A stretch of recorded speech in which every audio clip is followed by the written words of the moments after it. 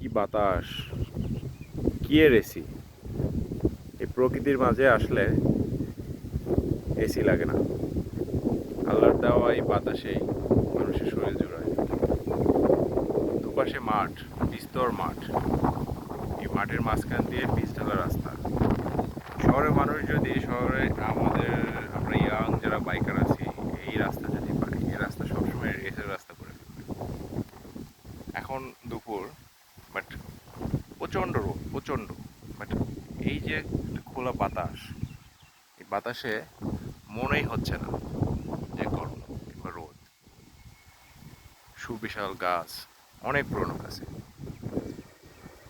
মাঝে মাঝে দু একটা ভ্যান চলে। গ্রামে ভ্যানটাই প্রচলিত। যারা গ্রামে বসবাস করি তারা ভ্যান সম্পর্কে জানে। এখন সবাই ফসল তুলতেছে। এই যে ফসল উঠায় উঠায় নিয়ে যাচ্ছে ভ্যানে করে। ওই দূরে ফসল উঠাচ্ছে মেশিন দিয়ে। বাহ, চারিদিকে সবুজ আর সবুজ, সবুজ কি ভালো লাগে। আমি তো প্রকৃতি প্রেমী।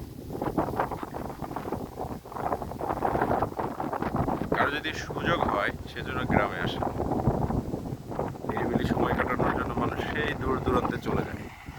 আরে ভাই, প্রত্যেকের নারীর টানে যদি বাড়িতে যাও, দেশের বাড়িতে যাও, এর থেকে নিরিবিলি সময় আর কোথাও কাটাতে পারবে না।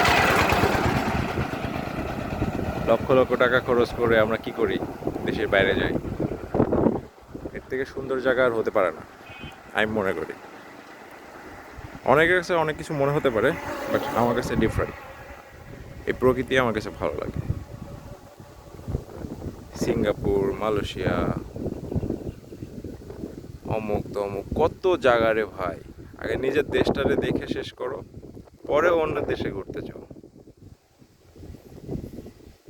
বাহ, খুব ভালো লাগতেছে, খুব ভালো লাগতেছে, খুব ভালো লাগতেছে।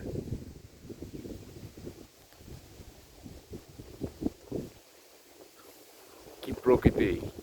আহ, কি সুবিশাল গাছ! কিভাবে সময় চলে যাবে বোঝা যাবে না।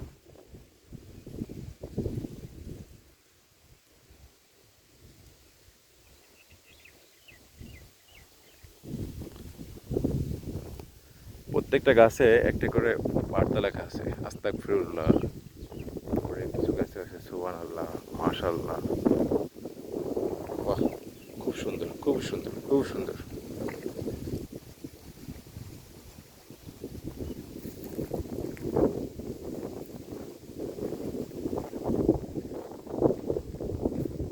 এই যে এখানে লেখা আছে আল্লাহু আকবার। গ্রামের মানুষগুলো আসলে সহজ সরল। এই ফ্রেশ বাতাস কোথাও হবে না রে ভাই, কোথাও হবে না।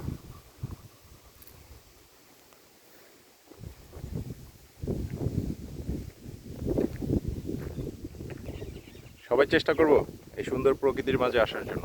প্রত্যেকের গ্রামেই সুন্দর, আমি জানি প্রত্যেকের গ্রামই সুন্দর।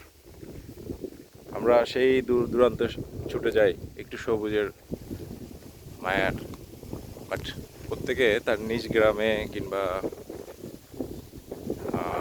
বন্ধু কিংবা ভাই ব্রাদার ঘুরে আসতে পারি, ভালো লাগবে।